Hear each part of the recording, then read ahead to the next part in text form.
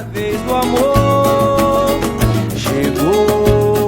Gente, eu amei conhecer a Carla. Mulher, tu já sabe, né? Quando eu for na CDD, né? Vou fazer aquele contato. E agora, gente, não menos importante, ai, tô nervosa, meu Deus, tô nervosa. Não é fácil entrevistar a Sônia Guajajara, uma das principais lideranças indígenas desse país, presença fundamental no Conselho de Direitos Humanos da ONU e no Parlamento Europeu, além de estar também na Conferência Mundial do Clima. Nessa entrevista, a Sônia vai falar sobre desinformação, juventude indígena, a relação com o digital e muito mais. Favela Sounds é realizado pela Unome Produção e Comunicação e pelo Instituto Soma Cidadania Criativa, com patrocínio da Oi através da Lei de Incentivo à Cultura do DF, recursos do Fundo de Apoio à Cultura do DF e fomento da Secretaria de Cultura e Economia Criativa do DF, Secretaria de Turismo do DF, Governo de Brasília e Prêmio Funarte Festivais de Música 2020. Favela Sounds conta ainda com o apoio do Oi Futuro, Fiat, Budweiser e Rádio Cultura FM. Favela Sounds 2021 é a vez do amor. Confira agora a entrevista que euzinha, Mariana Regis, fiz com a inspiradora Sônia Guajajara. A vez do amor chegou, hein? Oi, gente, tudo bem? Eu sou a Mariana Regis, apresentadora do Festival Favela Sounds. E hoje vou ter a honra, o prazer de entrevistar a maravilhosa Sônia Guajajara, que vai estar aqui com a gente. Olá, Mariana, boa tarde. Muita honra para mim também, muita alegria poder estar participando aqui, né, desse papo com você, né, tão importante para a gente, essa conexão da aldeia com a periferia, com a favela, né, com todos esses movimentos, né, com todas essas diferentes lutas. E é realmente assim, fundamental essa aproximação, né, esse fazer juntos. Então, né, também sou muito grata pelo convite.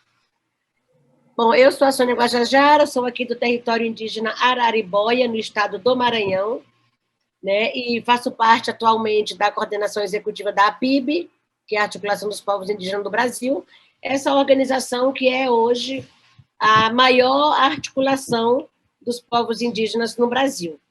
Temos como base as organizações macro-regionais, né, as organizações indígenas que estão nas regiões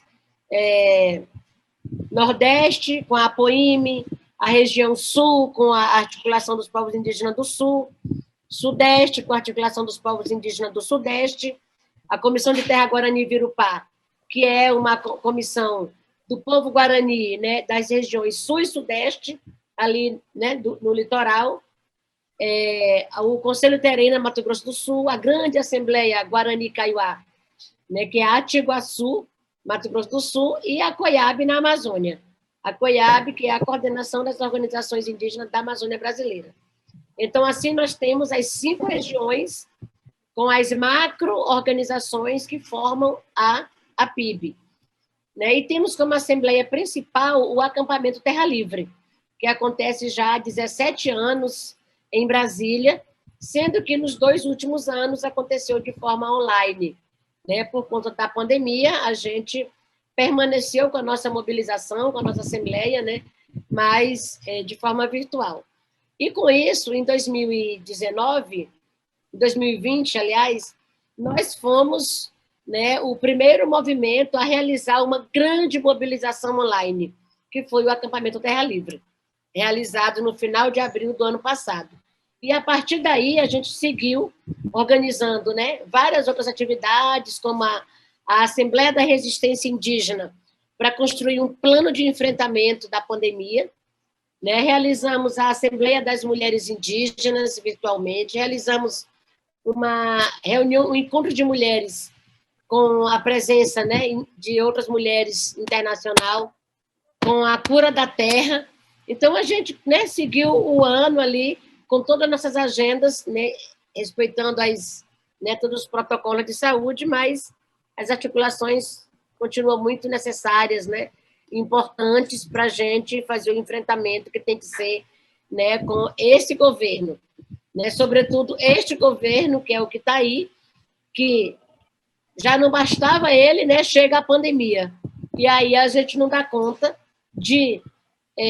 da atenção que tem que dar para a pandemia, porque nós temos que estar toda hora também combatendo essas medidas, né, violentas, brutais, anti-indígenas, anti-ambientais, anti-direitos humanos, né, anti-gente desse governo.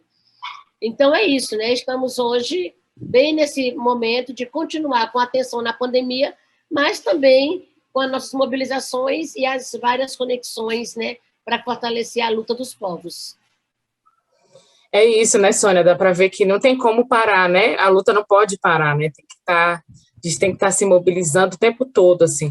Eu tinha uma pergunta que seria mais para frente, mas já que você já começou a falar sobre isso, a gente imagina que a senhora esteja imersa nessa luta pela vacinação, que está escassa para todo mundo, né, no nosso país, então imagino que para a população indígena também esteja muito escassa. Como tem sido esse processo, assim, dessa luta pela vacina para a população indígena? Sim, é uma luta constante, né? Ainda no ano passado, a gente apresentou uma ação no Supremo Tribunal Federal, que foi a DPF 709. Nessa DPF, que era para a elaboração de um plano de enfrentamento, e aí ali garantia de estrutura, garantia, né, de atenção à saúde, né, de atendimento, de hospital, enfim, a gente já colocou ali que, saindo a vacina, os povos indígenas precisariam ser inclusos, né, no Plano Nacional de Imunização, porque estávamos ali com um grau de letalidade muito grande, muito maior do que a média nacional, né, do que a média da população, né, nacional, e aí, sendo um grupo que está na lista de alta vulnerabilidade, a gente teria que também estar no grupo da prioridade para a vacina. E nós conseguimos, né, essa ação no Supremo, né, o Supremo deu ali essa determinação para que os indígenas fossem considerados, né, grupos prioritários e receber a vacina logo no primeiro grupo. Só que, quando conseguiu ali, estava tudo bem, então parecia que ia ser ótimo, a esperança chegou, né? Quando a gente foi olhar o plano de imunização do governo federal, estava ali uma restrição, né? Ou seja, limitou ali quem poderia ou não receber a vacina. E aí, para nós indígenas, embora tenha essa decisão judicial, né, eles colocaram para ter acesso à vacina somente os indígenas que moram em terras demarcadas, em áreas já demarcadas, ou os indígenas que estivessem, e também os indígenas cadastrados no Sistema de Atenção à Saúde Indígena. Ou seja, né, com essa limitação, já ficou de fora 42% da população indígena. Aí ficou de fora os indígenas que moram em contexto urbano, os indígenas que estavam em áreas ainda não demarcadas e aqueles que também não estavam ali no cadastro né, no sistema ali da saúde. E aí, com isso, né, eles começaram a contar como se avançou muito a vacina entre os indígenas, né, dizendo que alcançou já uma meta de 70% de indígena vacinado. Então, se tem 70% vacinado, falta 30%, né? Mas se você pega os 42% que não teve acesso à vacina por conta dessa determinação, nós temos 70% não vacinados. Acho que essa é a conta, né? Os 40% que eles deixaram de fora, mas os 30% que faltam. E aí, fora isso, né, essa restrição do governo, nós tivemos muito problema em relação a essas mentiras que foram pregadas, disseminadas para todos os lugares, né, sobre os efeitos colaterais da vacina. E, com isso, criou-se muita resistência. Foram muitas pessoas que rejeitaram a vacina, inclusive, assim, mensagem de cunho religioso, político, como o próprio Bolsonaro, que andou falando muita besteira, né, e acabou gerando confusão na cabeça das pessoas. Não houve um plano de esclarecimento, de orientação sobre a vacina, né? Então, foi natural que houvesse essas dúvidas e as pessoas tivessem medo de se vacinar, né? E aí estamos agora, né, nesse momento de continuar com esse esclarecimento, essas orientações, e também com a pressão junto ao governo para garantir a vacina para todo mundo. Porque a luta agora é essa, né? Ele tem que, aí tem que mesmo, né? Tem que garantir a vacina à população em geral, né? Para todo mundo. Sim. Faltou o que a gente já tinha histórico de fazer bem, né, Sônia? Que era campanhas educativas, campanhas dia D, chamar o pessoal para vacinação. Eu lembro muito bem, né, quando eu era criança, ação com Zé Gotinha. Faltou tudo isso, assim, era para ser tão fácil, não teria como ser, Natural, né, né? passar pela pandemia, mas É, tinha que ser um exato, processo mas natural, tinha que ter a era para ser motivação, né? natural. Mas não, fica aí Exatamente. escolhendo, né? Fazendo uma seleção de quem toma e quem não toma. Então, desse jeito, a gente não Sim, consegue parar, né? Não consegue conter a pandemia, porque essa vacina só vai ter o efeito se a gente conseguir, né, que todo mundo se vacine. Então, o governo sim, teria esse papel fundamental de disponibilizar a vacina e também de prestar os esclarecimentos institucionais, né, para a população. Infelizmente, não aconteceu. Vivemos essa tragédia toda aí de mais de 500 mil pessoas mortas, né? E que a gente atribui assim, essas mortes não à Covid, né? Porque esse povo não morreu só de Covid. Morreu pela falta de responsabilidade e de estrutura, né, por parte do poder público. E agora as sim. pessoas não morrem, né, menos ainda de Covid, porque agora está morrendo pela falta da vacina. Né? Exatamente, Não é a exatamente. Covid que está matando, né? Não é a Covid só que está matando, o que está matando É, é é o exatamente descaso. essa irresponsabilidade do governo. Uhum, é exatamente isso. Sônia, mudando um pouquinho de assunto, a gente do Favela Sounds, né, que tem essa conexão não só com favelas do Brasil, mas do mundo todo, a gente tem acompanhado a forma como o Canadá tem reconhecido os erros do passado com as comunidades originárias de lá, né? A Alemanha e o Chile têm memoriais, que às vezes as pessoas, né, se doem muito quando elas vão visitar, sobre feridas da ditadura, memoriais sobre o regime fascista, né? E essas feridas são expostas para que a gente não esqueça, né? Não esqueça quais são as consequências do autoritarismo ao longo do tempo. O Brasil não, o Brasil costuma jogar essas questões para debaixo do tapete, né? O que a galera que a gente estava falando aí, que está assistindo a gente no Favela Sound, chama de passar pano, né? O Brasil tem essa cultura de passar pano para esse lado dolorido da nossa história, mas que infelizmente é necessário, né? Para a gente não cair em armadilhas que a gente vem caindo, né? Então, assim, qual a chave, Sônia, que você acha que o país precisa virar para que esses problemas do passado se tornem um aprendizado para a gente, efetivamente, assim, no presente e no futuro? Olha, o Brasil realmente precisa ainda conhecer muito a sua própria origem, né? Porque acho que a sociedade brasileira, na sua maioria, não conhece a sua origem, não conhece a história dos povos indígenas, né? Não conhece essa história, essa relação indígena com a população negra, né? Em todo aquele período colonial. Então, a gente vive até hoje, o tempo todo, nessa tentativa de mostrar que a gente existe, que a gente está vivo, que a gente está aqui, né? Porque muita gente realmente desconhece essa presença indígena ainda hoje no país. E aí, às vezes, isso se dá por conta da própria educação, né? Porque o sistema educacional elimina essa história, ou se não elimina, acaba contando sempre pela versão do colonizador. E aí Sim, continua ainda reproduzindo a ideia do descobrimento, né? Que é achei lindo demais, né? Aquele samba da Mangueira, que trouxe a história da Marielle e a história dos heróis emoldurados, né? Que, na verdade, todos algozes, né? Mas, enfim, eu sim, ali aquela letra, acho que ela ficou muito completa, porque é isso, a sociedade precisa conhecer. Talvez essa mudança pode vir a partir da educação, mas pode vir também, hoje, até pelas redes sociais, porque muita gente está aí acessando, está acompanhando, né? E nós estamos nas redes.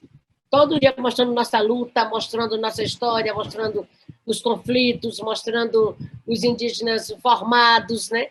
Então, acho que a sim. primeira coisa é as pessoas entender que nós, indígenas, nós estamos presentes nos 27 estados da federação e no Distrito Federal. Ministro Federal. Muita gente pensa que só tem indígena na Amazônia e ainda há aqueles que pensam que só tem indígena no Amazonas. Restringe ainda a Amazônia ao estado, né? Amazonas. Sim, E aí ignora totalmente, né? essa presença, principalmente na região sul e sudeste do país, né, é totalmente, assim, a população é totalmente invisível. Então, sabe, é preciso uma mudança de pensamento e de consciência, né, e principalmente de respeito. Respeito, né, a essa diversidade que a gente tem no Brasil, social, cultural e de territórios, né?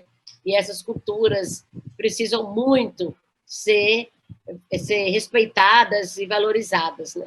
Para assim a gente mudar também essa, né, assim, a nossa sociedade, né? Que só vai haver esse respeito se tiver esse conhecimento. Com certeza. Só comentando, Sônia, você falou sobre as redes sociais e tem jovens indígenas que fazem um trabalho muito legal, às vezes mostrando, né, o dia a dia deles mesmo, assim, as festas tradicionais, ou então algumas coisas que eles acham interessante mostrar para, às vezes, aquele jovem que vive na cidade que desconhece, por exemplo, que vive em São Paulo, é muito legal. Muitos jovens indígenas estão fazendo um trabalho muito legal mesmo, é muito importante. Ainda pensando, né, nas comunidades indígenas, a gente sabe que comunidades tradicionais, então indígenas, quilombolas, comunidades de terreiro, essas comunidades fazem o verdadeiro uso sustentável de recursos, né, há séculos, e as comunidades indígenas, especificamente, há muito mais que séculos, né, estão aí há muito mais tempo do que enfim, essa invasão do Brasil. Ao mesmo tempo, a gente sabe que a sociedade capitalista eurocêntrica, igual a gente tem nos moldes de hoje, faz o uso desses recursos de forma desenfreada, né? Tanto é que está acontecendo tudo que a gente está vendo, né? O desmatamento, o aquecimento global, essas ondas de frio, de calor que a gente não passava há uns anos atrás, e a gente está passando por isso, né? E a gente sabe, mas infelizmente muita gente ainda não sabe, que uma forma de trabalhar melhor com esses recursos naturais pode ser aprendida sim com as comunidades tradicionais, com as comunidades indígenas, né? Então eu queria saber de você como seria possível trazer um pouco do modo de vida dos povos originários para essa sociedade urbana que está tão adoecida nos dias de hoje, né? Existe um caminho possível para a gente tentar modificar, né, essa sociedade do consumo como ela está colocada aí? Então, Mariana, isso também era para ser um processo simples, né? As pessoas naturalmente já poderiam saber de onde vem, né, tudo que elas consomem. Né? Deveria saber de onde vem, por exemplo, o leite que ela bebe, que chega na caixinha, né? Que ele vende no supermercado, mas ele vem de algum lugar lá que está sendo totalmente destruído, né, para poder dar lugar para o gado, né? E os impactos que essas grandes fazendas, né, esses grandes latifundiários, provocam no meio ambiente, né? Então, você consome ali aquele leite, você está fortalecendo essa atividade, né, tão que degrada tanto o meio ambiente. A água que ele toma na casa dele, tá aí, tu vai vendo a garrafinha de água, né? Aonde que vem essa água? Muita gente na cidade pega, liga a torneira e acha que é ali mesmo, né? Que a água nasce na torneira, que a água nasce na caixa d'água e fica ali para sempre, né? E ele não imagina, né, que é preciso proteger as nascentes, os mananciais de água para poder ela chegar lá, né?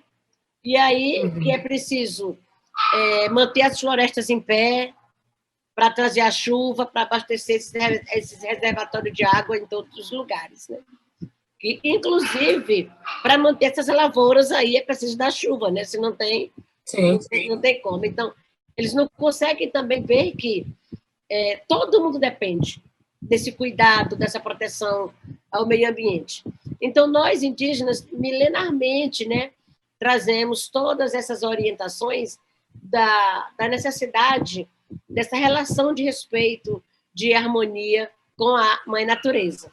Né? E aí, quando eu falo mãe natureza, eu estou falando das florestas, eu estou falando das águas, rios, mares, temos também os povos, né, que são dos oceanos, que muitas das vezes a gente nem fala, né, mas que estão lá também fazendo essa luta contra as mudanças climáticas, por exemplo, esses grandes, né, esses lugares bem mesmo de gelo, tudo já, né, se desmanchando, e o nível do mar subindo, e o nível do mar crescendo. Essas populações também estão ameaçadas, quanto nós que estamos aqui na floresta, vendo o desmatamento, vendo as queimadas, né, e o nosso modo de vida ameaçado. Então, quando a gente fala de proteção ambiental, né, proteção dos territórios, nós estamos falando dessa proteção da vida no planeta.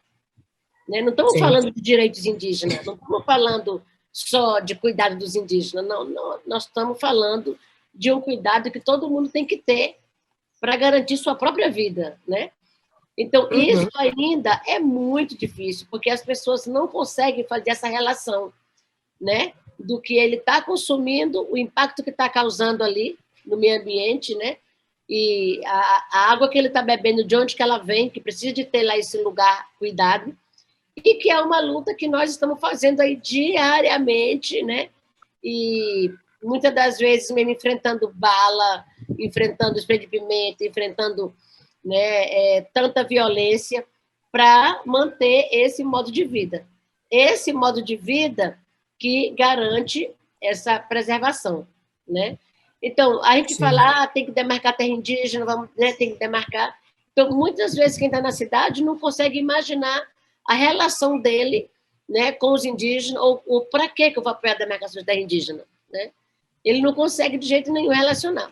Então, essa luta que a gente faz é uma luta política, né, por demarcação de território, por proteção dos direitos, para poder garantir tudo, né, todos os elementos que a natureza tem e que garante essa vida para todo mundo, né? O ar que todo mundo respira, a água que todo mundo bebe. E é por isso que a gente está também com essa luta climática, né? O mundo inteiro falando da luta climática. Mas aí faz uma coisa que como se somente as altas tecnologias vão resolver. As altas tecnologias vai retirar a poluição, vai retirar os gases carbônicos da atmosfera, né? Mas não, nós temos soluções com base também nas comunidades. É preciso, né, investir em tecnologias, mas é importante respeitar e proteger os direitos culturais dos povos. Povos indígenas tradicionais, né? E, no fundo, não é uma luta só dos indígenas, né? No fundo, é uma luta para todos nós, né? É uma luta que é necessária para todos nós. Sônia, a PIB e a senhora estão sendo injustamente acusados, né, de difamação ao governo. É uma provocação que a gente imagina que seja carregada de ameaças e de violências, né, e que vem sendo direcionada a vocês. Direcionada a todos nós, no fundo, né? Na verdade, é uma ameaça para todos nós da sociedade brasileira. E nesse ano, o tema do Favela Sounds é a vez do amor. A gente pensa no amor como forma de combater os discursos de ódio que vêm se inflamando, ligados à desinformação, né? Que vem muito pelas fake news, enfim, pelas redes sociais, por tudo que a gente está vivendo nos dias de hoje. Então, a senhora consegue fazer um balanço do prejuízo das fake news e do autoritarismo no discurso de ódio para a luta indígena, sobretudo para o combate à pandemia e tudo mais? A senhora consegue fazer esse paralelo para a gente? É fato que existe hoje uma campanha de ódio, né? Há uma campanha de ódio em curso no país, pregada e defendida pelo governo, né, liderada pela autoridade máxima. Então, todos esses discursos têm promovido um aumento das práticas racistas, né, preconceituosas contra indígenas, negros, pobres, LGBTQI+, periferia, né? Então, é como se a gente tivesse voltado no tempo, né? Porque teve um período que a gente achou que a gente tinha avançado bastante e a gente estava aí assumindo, falando abertamente nossas pautas, participando de muitos debates, né? Democráticos, inclusive as manifestações trazendo essas pautas todas, né, da diversidade. E agora você vê, né, o que está acontecendo. Criminalização por tudo que a gente fala, né? Criminalização por defender princípios, né, de direitos humanos, enfim, tantas pessoas que já foram agora presas e criminalizadas por falar mal do governo, né? Não tem jeito de falar bem, por falar a verdade, no caso. Então, essa denúncia que eles apresentaram contra a PIB, né, e contra a mim, foi assim totalmente absurda, né, inaceitável, porque o fato em si já era ali um grande, né, um tiro no pé para eles, na verdade, né? E vindo de quem veio, que veio da FUNAI, esse órgão que sempre existiu, com essa missão, né, de promover direitos dos povos indígenas, de proteger os povos, né? A FUNAI está aí para isso. Mas agora a FUNAI assumiu esse lugar de atuar contra os indígenas, né? E defender o governo. Então, a FUNAI hoje atua de uma forma que aqueles indígenas que apoiam o governo, eles estão lá todo dia aparecendo no site, né, nas redes de comunicação da FUNAI, de alguns parlamentares, porque está ali, né, apoiando. Então, eles estão agora, né, com essa prática de promover o confronto entre os indígenas, né? Promover ali a divisão, né? Nós estamos falando muito do divisionismo que esse governo está causando. E todos nós que somos do movimento indígena, que estamos aí no enfrentamento, que estamos aí nesse combate, né, a todas essas políticas totalmente genocidas, nós estamos sendo perseguidos, estamos sendo ameaçados, estamos sendo criminalizados. E aí isso acaba respaldando também parte da sociedade que já tem esse pensamento, né? Então, desde que Bolsonaro assumiu, houve um aumento significativo nas invasões dos territórios, né? Nas ameaças, nos conflitos, né? E nos ataques, né? Nos ataques. Vocês devem ter visto, acompanhado aí nos últimos meses, um ataque de garimpeiros ilegais lá contra o povo Munduruku. Eles depredaram, destruíram a casa da Associação das Mulheres Indígenas Munduruku. Depois, né, provocaram ali esse conflito, né, entre os indígenas para eles ficarem contra as lideranças, e aí atearam fogo na casa da Maria Leusa, que é uma mulher liderança lá, que faz uma luta contra o garimpo, né, junto com a Alessandra Munduruku. Foram lá no Pará, né? Foram para Roraima e lá atacaram as aldeias lá, Palimiú, do povo Yanomami, né? E aí chegaram lá com metralhadora, chegaram lá mesmo, sabe, com fuzil, e inclusive com gás lacrimogênio, sabe? Olha só, lá em Roraima, essa terra indígena do povo Yanomami, só chega lá de avião, de frete, sabe? Mas tem mais de 20 mil garimpeiros ilegal lá dentro. Mais de 20 mil, imagina só, né? Então, nós temos feito também várias ações, né, judiciais para retirar esses invasores.